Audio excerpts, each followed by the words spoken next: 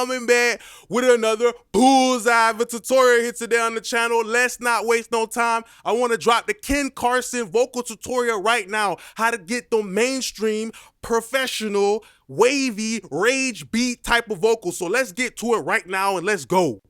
Roll, roll, roll. I wanna rock and roll. You can tell by my clothes. I get high as fuck every day. I think I see a UFO. Whoa, whoa, whoa, whoa, whoa, whoa, whoa, whoa. I'm fucking on this hoe. I think she emo. She got slits on her wrist. She's so suicidal. I wanna rock and roll. You can tell by my clothes. I get high as fuck every day. I think I see a UFO. Okay, so let's get to it right now. If you guys are interested in getting this vocal preset banger, you could check it in the link down below. So with a guy like Ken Carson, you know, it's pretty interesting. It took me some time to start to like his music, you feel me? I didn't like it right out the gate, but over time I started to understand, you know, this new wave is really dope. I grew up personally listening to Uno, Fonny, and, you know, Cardi, like Broke Boy Cardi. I grew up in that type of era, you feel me? So it's just interesting to see how it developed a little bit. Let's listen to what it sounds like with and without the vocal preset. Let's go. I wanna rock and roll. You can tell by my clothes. I get high as fuck every day. I think I see a UFO. Whoa, whoa, whoa, whoa. Whoa. I'm fucking on this hoe. I think she emo. She got slits on her wrist. She's so suicidal. I'm fucking on this hoe. I think she emo. She got slits on her wrist.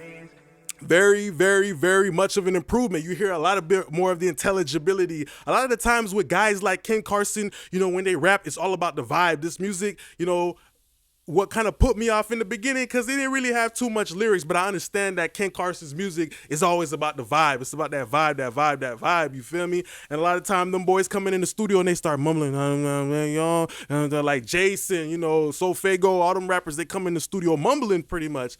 And sometimes, you know, those takes that they're doing, the very first take is kind of like the first kiss is something that's precious, and they end up keeping those first takes. So I think for rappers like this who like to like hum into the, you know, the microphone and end up keeping those takes, I think it's important to keep that low level detail, all the little nuances and all those little secrets and those little clues that tell you how the rapper is feeling. So let's look at the chain. First thing with Ken Carson is, of course, I'm cleaning up his you know, his vocal. A lot of the times those rappers are coming up to the microphone really close, so there might be an excessive buildup of low end for Ken Carson, and that's why, you know, I'm rolling off this amount of bottom. His voice isn't too deep, you know, with a lot of times younger cats, you know, their voices is just not deep like that, you feel me? So it was not really necessary to be too aggressive with the low end.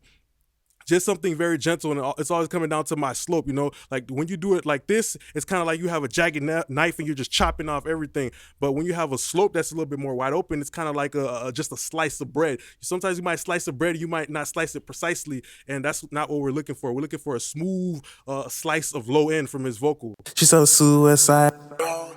I wanna rock and roll. You can tell by my clothes. I get high as fuck every day. I think I see a UFO. I wanna rock and roll. You can tell by my clothes. I get high as fuck every day. I think I see a UFO. So using like kind of like a wide type of bell on Ken Carson's vocals, because I want to push that mid-range forward. You know, that's where a lot of the character of a Ken Carson vocal is going to be about. You know, using something like the high shelf as well. It's kind of like I'm kind of like you know, working my high end right now, and I like to use like a little low pass filter on a Ken Carson vocal at the tippity top, because I'm trying to use this to help focus the detail in his voice, you know. So it's like I'm taking like an iPhone and I'm adjusting the brightness, you feel me, using the low pass. So look at that real fast. I wanna rock and roll. You can tell by my clothes. I get high as fuck every day. I think I see a UFO. I wanna rock and roll. You can tell by my clothes. I get high as fuck every day. So sometimes using something like a low pass, people say, "Oh, you low pass, so you're gonna lose your top end." Maybe if you apply a gentle, you know, low pass filter, right, just rolling off just the top end a little bit, you can actually like adjust the flashlight, make it like a microscope, and really get focused on that top end of a Ken Carson vocal. So after that, of course, we're using a little Deesser on Ken Carson's vocal, and that's kind of just like me boosting with the EQ and then cutting it down with the Deesser to make that high-end moves. Oh, she got suicide on my wrist, she's so suicidal, you feel me? I don't want to boost it up too bright to where it becomes kind of like a leaf during like fall, or where it's just like in the air and it's just being held in the air. I want it to be a leaf that is moving around from side to side and swinging. I want the high end to move around, so I'm boosting into a Deesser to do that. I wanna rock and roll, you can tell by my clothes. I get high as fuck every day, I think I see a UFO. Fucking on this hoe, I think she emo. She got slits on her wrist, she's so suicidal. So that's why I'm using that boost and cut in the way I do. After that, with somebody like Ken Carson, I want a little bit of aggressiveness. That's what those rage beats have. With those huge synth pads. So when I think of those huge synth pads that are kind of layered up with rage beats, it kind of made me think about electrical guitars too, So I went to something like a Kramer Pi compressor, which this is called, I think it's called a pulse wave modular compressor. So it's a little bit different and it's known for being very aggressive. This compressor is helping Ken Carson get a little bit of that bite. I think she emo. She got slits on her wrist. You feel me? Slits on your wrist, that's not something that's nice. So I'm using the lyrics of the rapper to tell me, okay, I need to make his vocal have a little bit of that aggressiveness to make what he's talking about believable. You feel me? If it's like, boy, you capping, we can't believe you, then the vibe is off. And a rapper like Ken Carson, and a lot of the new rave rappers, it's all about the vibe. So if you can't tell the story, and narrate the story and color that picture for the listener, then it's kind of like the whole song is going to fall apart, because it's all about the vibe, all about the story, all about the lyrics, and making everything feel real, raw, and relatable. You feel me? So I use the Kramer tape. It's very aggressive. I use the fastest release with a 2-to-1 ratio to give a little bit of bite. Fucking on this hoe, I think she emo. She got slits on her wrist, she's so suicidal. Fucking on this hoe, I think she emo. She got slits on her wrist, she's so suicidal. Really just adding a lot of that density to the high mid of Ken Carson's vocal, and I'm kind of being like a dentist right now. I'm telling the vocal, hey, show me your teeth, show me your fangs, and that's what this compressor is doing. It's making it more aggressive. Compression is not about rolling off no damn peaks. It's about character. It's about adding a little bit of color to that crayon box. You feel me? To those lines. Adding a little bit color like how you did in elementary school. You feel me? To change the way the picture looks like. Okay, after that, the Waves C4. Okay, this is a multi-band compressor. If I hear Ken Carson talking about rock and roll and roll and roll, you can make it so easy for yourself. If he's talking about rock and roll, you know that rock and roll is very grungy and aggressive. Well, if I see a preset that says pop rock vocal, maybe it's gonna fucking work. Maybe if I say, damn, like, I have big feet, shit. What sizes am I gonna need? Probably like 10 to size 13 shoes, because you understand that's what goes with that foot. You feel me? So that's how you should kind of think about mixing stuff. Sometimes if you hear a certain lyric and you looking through a preset and you see, the same lyric as the preset, you can use that as a cheat code to find something that's maybe in the same theme, like a Halloween party. We say, oh, we're doing movie actors, and I pull up like Bruce Lee. Okay, you say, okay, good, that's a movie actor right there. If I pull up like a fireman, you're gonna be like, you showed up to the party, but that's not the right theme that's appropriate. So that's how I pick plugins. I go based on the theme. Fucking on this hoe, I think she emo. She got slits on her wrist, she's so suicidal. Fucking on this hoe, I think she emo. She got slits on her.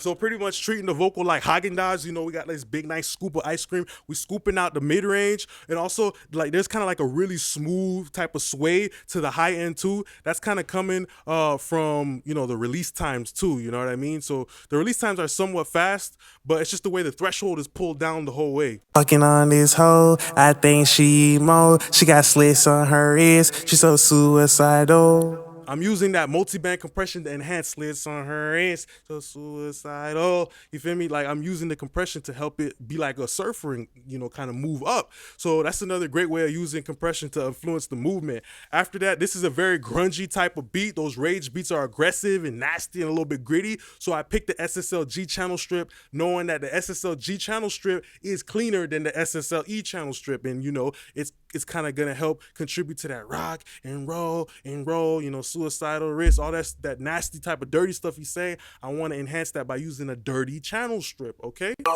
I wanna rock and roll, you can tell by my clothes. I get high as fuck every day. I wanna rock and roll, you can tell by my clothes. I get high as fuck every day, I think I see a UFO. I know Ken Carson's vocal sound is pretty simple, so I'm not trying to do too much. Just rolling off a little low end, you know. Sometimes the more you compress, it will start to, you know, pack the vocal, you know, compress it and pack it up, pack it up, pack it up, pack it up, pack it up, pack it up, pack it up. You know, pack it up, pack it up.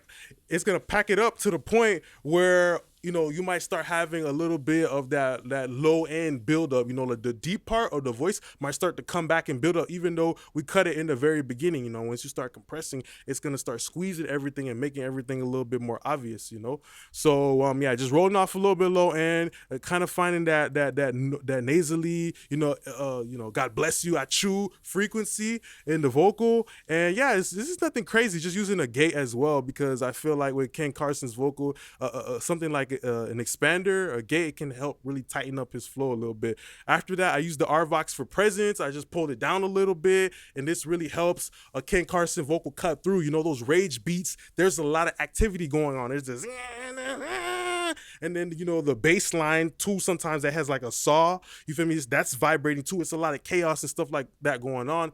So you want to still have something that's stable. You know, you don't want too much chaos going around. You want to have an anchor. You still want to have a floor in your house. You feel me? You don't want to have, you know, a carpet that's on the ceiling than on the ground. You want something that's on the ground, stable, I can put my feet on. And that's what we want the vocal to be, that stable platform. So I'm using something like RVox to make it solid, because you know something that is stable is solid. You feel me? I wanna rock and roll, you can tell by my clothes. I get high as fuck every day, I think I see a UFO. Fucking on this hoe, I think she emo. She got slits on her wrist, she so suicidal. Fucking on this hoe, I think she emo. She got slits on her wrist, she so suicidal. So it adds a little bit of weight to Ken Carson's vocal. Very important for Ken Carson, because, you know, his vocal up against a beat like that, some of y'all too, sometimes that vocal might get lost because there's so much chaos and stuff like that going on with the and the drums and everything is banging so hard, you know. So after that, we used a little bit of fresh air on the Ken Carson vocal, and we used that fresh air just so that it could help, you know, take the top off. You know, treat the vocal like a Corvette, treat the vocal like a, you know, a Mustang, a drop top Mustang, and just, you know, take the roof off that bit. I wanna rock and roll, you can tell by my clothes. I get high as fuck every day, I think I see a UFO. I wanna rock and roll, you can tell by my clothes. I get high as fuck every day, I think I see a UFO. I wanna rock and roll, you can tell by my clothes. One thing I noticed about Ken oh shit.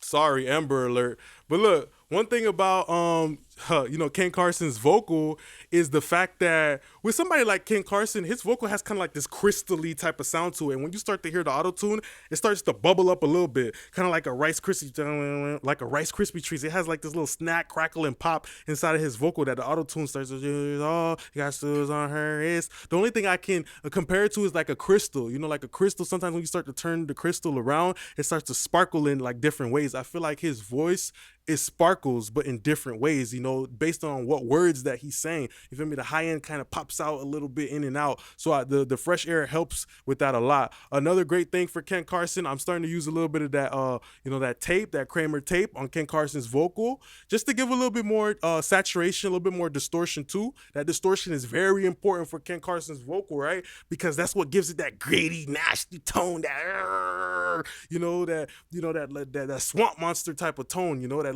monster. And of course, at this point, I had already been doing a little bit of that grittiness from the Kramer Pi compressor, from the SSLG compressor, you know. So I didn't want to hit the tape too hard, and I have like low saturation. So this controls how hard you hit the tape, and I kept this relatively low. I wanna rock and roll, you can tell by my clothes. I get high as fuck every day, I think I see a UFO. I wanna rock and roll, you can tell by my clothes. I get high as fuck every day, I think I see a UFO. So pretty much using the tape like a Deesser to smoothen out his vocals, so they still sound bright but smooth at the same time. Okay, let's look at the effects. Nothing crazy. We just have a chorus pedal going into an H delay, and this is just to give a little bit of like a washy type of beach sound to Ken Carson. And you know, that's important for a rapper like Ken Carson because his music is all about the vibe. It's all about the waves, you feel me? And little stuff like that you tuck in, like a chorus, a flanger, a phaser. That's something called modulation. So it's making everything wobble, wobble, baby, wobble, baby, wobble, wobble, wobble. It's making everything move around. And even though people can't hear it, they can feel it, and they can be like, damn, whoa, like I really, like this wants to make me move. Maybe the reason why his music makes you want to move is because there is some stuff that is moving that you can't necessarily hear, but you feel. And because you feel it, it kind of invites you to start, you know, moving and banging your head to it. You're raging out. Okay, so after that, we have SSLG channel. And this is just like a reverb. This is just an EQ on my reverb. So this is just like a simple ass, you know, a hall reverb, nothing crazy. Yeah, Ken Carson's vocals are really dry. They're really dry, and that kind of helps him keep it up front too. The more reverb you apply, it will kind of start to push things back. You know, like when you're in a cave and you say hello, hello. You might hear an echo, and then the sound might get a little bit more wet too. You know, pretty much it's gonna sound wet. It's not gonna sound as focused as it was when you first said hello inside that cave, because a cave has reverberations, and you know that, you know, if it's a big cave, it's probably long and like far away. So that's one thing I would say. Reverb sets stuff more back into the mix. Ken Carson, his vocals are pretty upfront. So if you want upfront vocals, you might want to dial the reverb back a little bit, you know? So using something like a doubler stomp, I like this for Ken Carson because it gives a waviness. It has a little bit of detuning. It's very gritty. It's a doubler and it's adding width. So the feedback is very low, and I push the stereo a little bit. And this is just kind of helping, you know, give that what he said, ACID. He said he's acid, he's tripping, I'm tripping. When you tripping, you're on drugs and stuff like that, you know, it starts to make you, it kind of makes you act stupid. It makes you act dumb, and it doesn't make you think straight. You feel me? So me as an engineer, you got to understand, as an engineer, you could use your experiences, draw from your experiences, and put that shit into the music. You feel me? So after that, use the Shep 73 on Ken Carson's vocal, right? And I'm using this to get my distortion because his vocal has a lot of distortion in it. But the thing about distortion, it's kind of like Tabasco sauce, right? So it's a situation where, like, how distorted do you want the vocals to be? Like, how, you know, grimy and gritty do you want it to be? How spicy do you want the chicken wings to be? So you pick how much Tabasco sauce you want in it. It's a taste thing. Some people, they don't like as much distortion as, you know, some other people might like spice or, you know, hot sauce in their food and shit. So it's more of a taste thing. So I just used a little dollop of the Shep 73 on dry mode. I'm distorting that bit, and I'm going back into another Kramer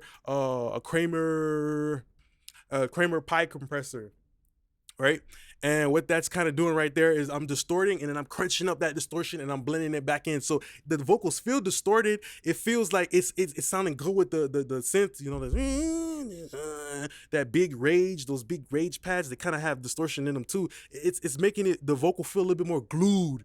A little bit more glued to the mix, but still up front. I feel like Ken Carson, he don't really do ad-libs like that too much, but you know, I still was able to create some ad-libs, and it's very simple, you know, just using a little bit of EQ, another compressor to brick wall down the ad-libs. You know, this kind of sends it back because this is a limiter. I'm really crushing those ad-libs, taking out that top end transient, you know. And when you crush something, you know, when you take off the dynamics, it makes stuff sound like it's a little bit farther back in the room. And I know the Kramer Pi, it's an older compressor, right? And those older compressors, they're like an old grandpa. They're a little bit slower to react and slower to let go of stuff. So it's a situation like that. I know the whoa is coming around frequently. So I didn't want the compressor to go down, you know, with too much compression, because it might be too slow to get to the next ad lib. You feel me? Okay, so after that, we have the SSL channel.